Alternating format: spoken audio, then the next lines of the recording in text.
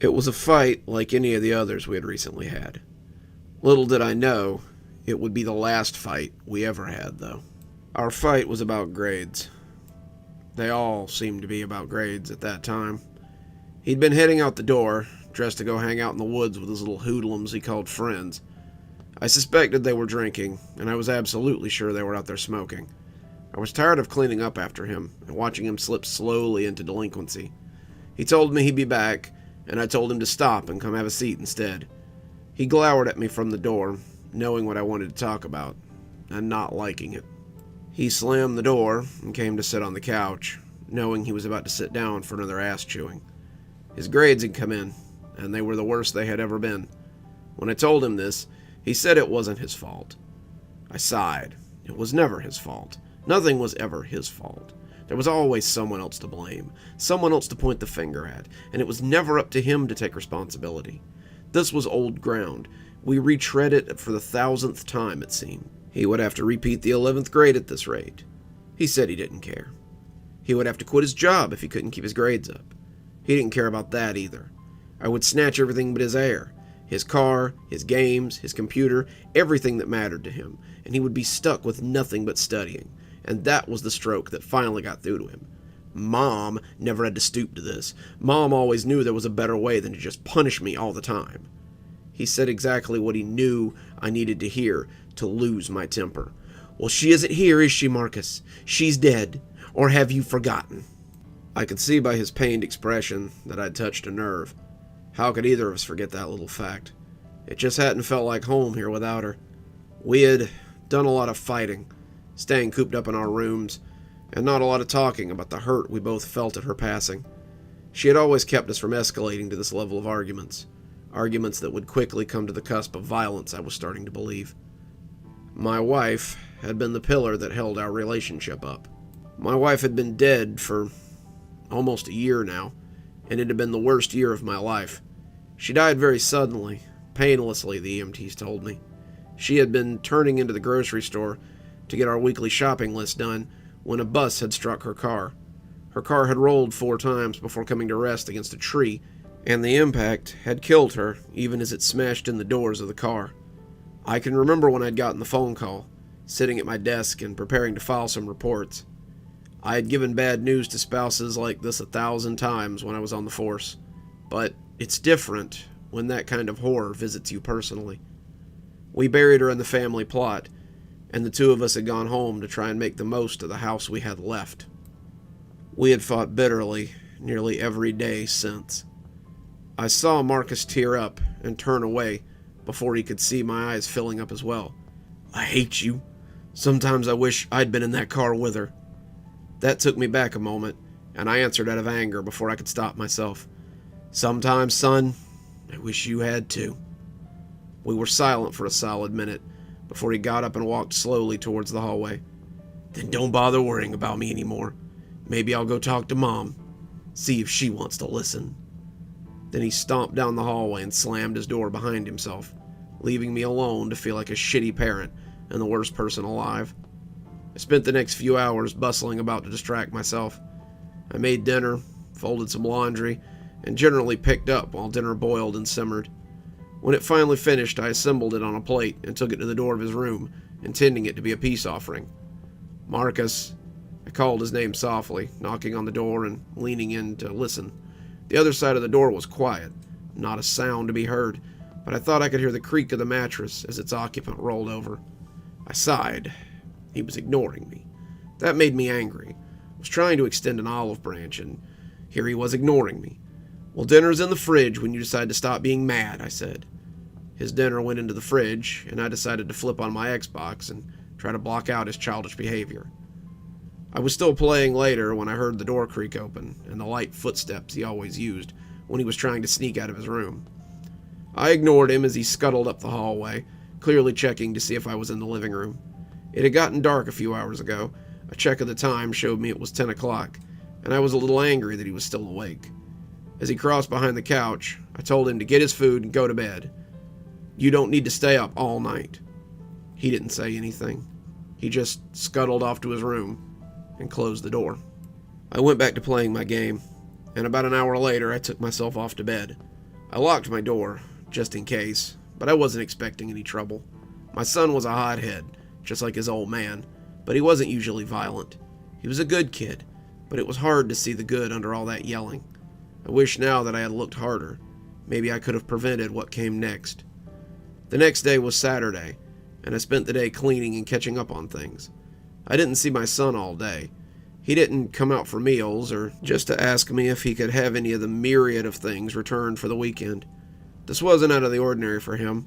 Last summer, he would just stay up all night, and we'd never see him until morning, or the few times he got a wild hair to wake up early.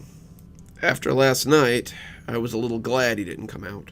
Truth be told, I didn't really want to see him, and his silence was kind of nice. When noon rolled around and I hadn't heard the flush of a toilet or the footsteps across the floor, I became a little concerned. I went to his door and knocked, calling his name, expecting to hear some response. There was nothing, not a sound from inside, and I started to feel angry again. I remembered how he had iced me out the night before, and left without saying anything. If he wanted to play the silent treatment game, so could I. I didn't think about it again until I was getting ready for bed, his door still not having rattled all day. I showered, took my sleep aid, and went to bed. Getting comfy down under the covers, I started to think that maybe I should be more concerned. Was he sick? Hurt? Perhaps he was waiting for me to apologize so he could get back on even footing. I got half out of bed before my anger flared up again. He just wanted me to be the first one to crack. I rolled back in bed, putting the pillow over my head as I tried to fall asleep. I wasn't going to play these games with him. I was not going to be the first one to crack. I awoke in the middle of the night to a loud crashing noise in the kitchen. I was next to the bed in a heartbeat, police training taking over, finding the box that held my handgun.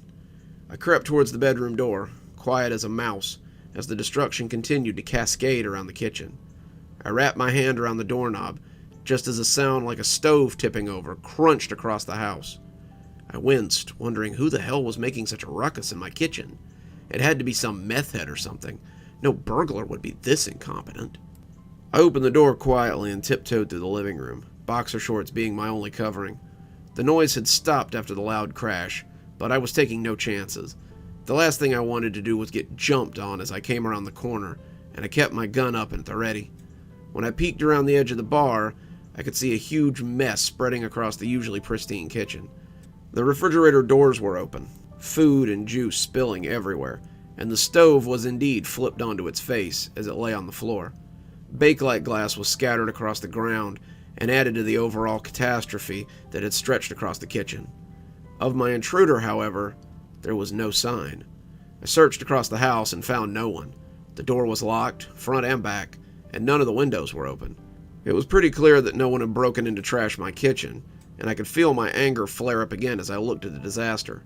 Only one person could have been responsible for this, and he was currently pretending I didn't exist. This time I hammered on the door.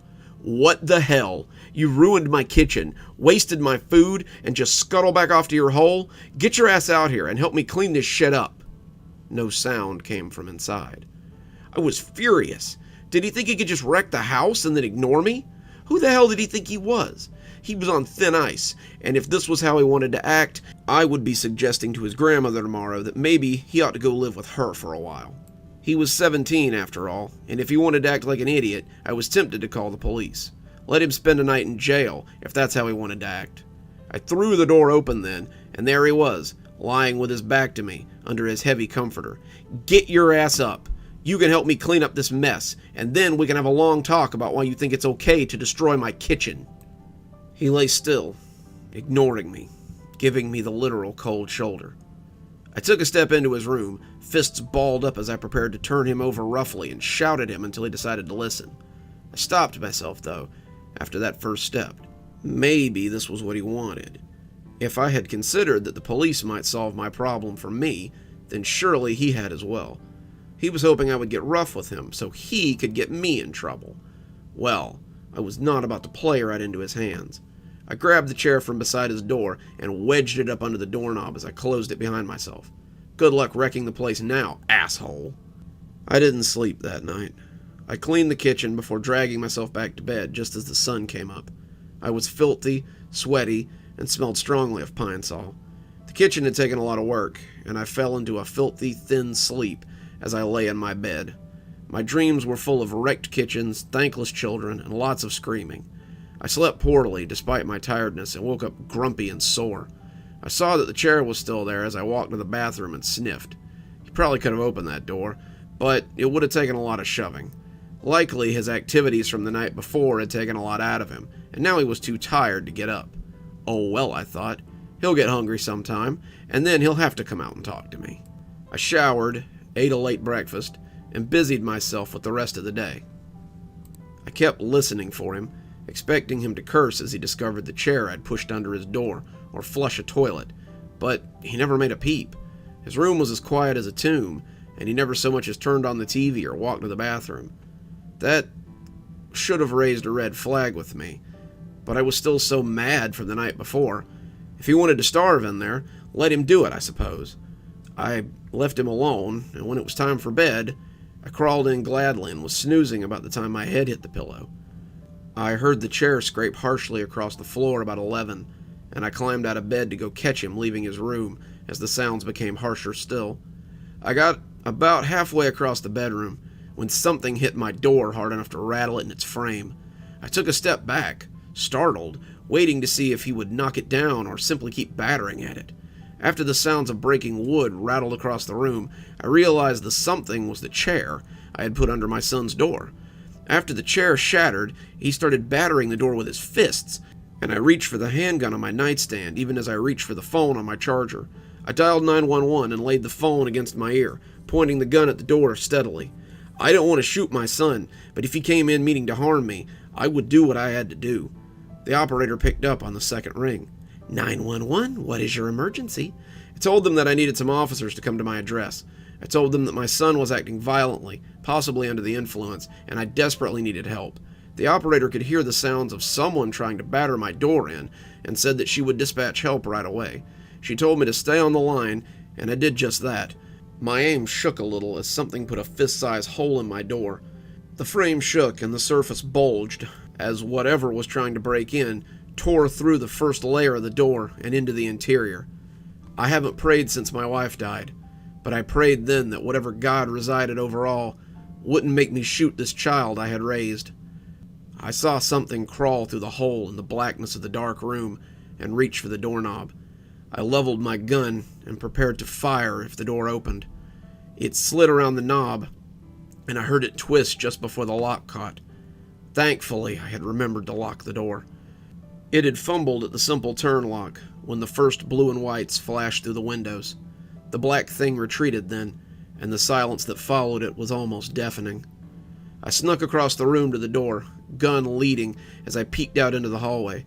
The shadowy hall was empty, the door to the living room closed, and I shoved the door open noisily as it hung broken on the hinges. The police were banging on the door, calling to see if someone would let them in. I put the gun on the bookshelf by my door, not wanting to get shot myself, and I called to them to tell them that I was the caller and I was opening the door. The door came open, and they had their hands on their holsters, waiting to see who would open the door. They took in my boxer shorts and my scared face and asked me what had happened. I told them everything. I told them about the fight I'd had with my son. I told them about how he'd been in his room for days on end, only coming out at night to eat or cause trouble. I told them about the mess in the kitchen, even showing them some pictures I'd taken on my phone. I told them about the silent treatment we'd been engaged in for the last few days, and how tonight had simply been the icing on the cake. They agreed to come with me to talk to him. I knocked on the door, already knowing what I'd find. There was no response. The cops looked at me skeptically, but I told them this was just how he'd been lately. I opened the door to find him turned away from the door, blankets pulled up over himself, the same way he had been the last time I tried to talk to him. Marcus, you need to stop playing games and talk to these men. You went too far. My door is destroyed. You need to get up and tell them what you did. Marcus said nothing. That's when my temper flared again, and I strode forward to yank the blankets off the bed. Get the hell up. Stop being such a child. I know you can... When the blankets came off, I saw the dried blood soaked into the mattress. It had pooled on the floor beside the bed, and Marcus lay on his side as his eyes stared sightlessly at the wall. His body had begun to bloat, the skin blackening, and his wrists were jagged rips up his arm. The knife he had used was still clutched in his hand, and the blade was dark with dried blood. I spent several hours in the police station, shaking and trying to come to terms with what had happened. The cops hadn't put me in handcuffs. Professional courtesy, I guess. But they had implied that they suspected this wasn't as cut and dry as it looked. I suspected that they thought I had attempted to cover up a murder, but when the coroner's report came back, they determined that he'd been dead for a few days. The going consensus was he had killed himself after our last fight. They found a note on his desk, and if they hadn't already thought I was a shitty parent, that certainly sealed it. Not only had I essentially let my son kill himself and ignored him for the next 2 days, but I had driven him to it as well. The note he'd left said, "If you wish I had died in that crash so much, then let me just give you what you want. I'll be sure to tell Mom why I'm here so soon." They cut me loose an hour ago, but all I can do is sit in my car and shake. Part of it's grief. I can't believe I have to go back to that empty house by myself. I can't believe we'll never be able to put all this behind us and move on. I can't believe I'll never get to see him grow up, have kids of his own. I've lost everything now. My son, my wife, everything that made my house a home. But I'd be lying if I said that it wasn't fear as well. Because if my son was dead, what was the thing that destroyed my kitchen and came after me tonight? It passed within a few inches of me on that first night, and thinking back on that makes me shiver. The cops ignored me when I asked what I was supposed to do about whatever attacked me tonight. I know they think I'm making it up, trying to garner some kind of sympathy for my negligence, but I know what I saw. I saw that long, shadowy arm creep into the hole in my door. If it wasn't my son, then what the hell was that? As I sit in my car writing this, I don't know if I'll ever go home again. I don't even know if I have a home anymore. Good evening, everyone. It's me, Dr. Plague. Thank you so much for joining me for tonight's story. If you haven't already, I always suggest hit that subscribe button, maybe go ahead and hit that notification bell so you don't miss any of the great stories that we do here. I've got a link below to my latest book if you'd like to pick up your own copy. Follow the link below down to Amazon, and if you'd prefer a signed one, get up with me. I'm sure we can work something out. If you'd like to support the show in a more monetary way, might I suggest heading on down to Patreon. We have several tiers. I'm sure you'll find something that'll suit you. I always recommend my $10 tier, which is my Ghostly Reader tier. You get a signed copy of my book on your doorstep anytime I write one, which is, on average, about twice a year. Speaking of my awesome patrons, let's go ahead and thank them, shall we? Thanks to Janet for being our Spooky Skeleton tier contributor, and thanks to Winter, Xaronan, Emily Coltsfoot, Stephanie Carrington, Marianne Schuler, Jennifer Damron, and Tyler Parker for being our Ghostly Reader tier contributors. Thanks, everyone. We just couldn't do the show without you. And as always, thanks for stopping by. Dr. Plague, signing off. Have a wonderful evening.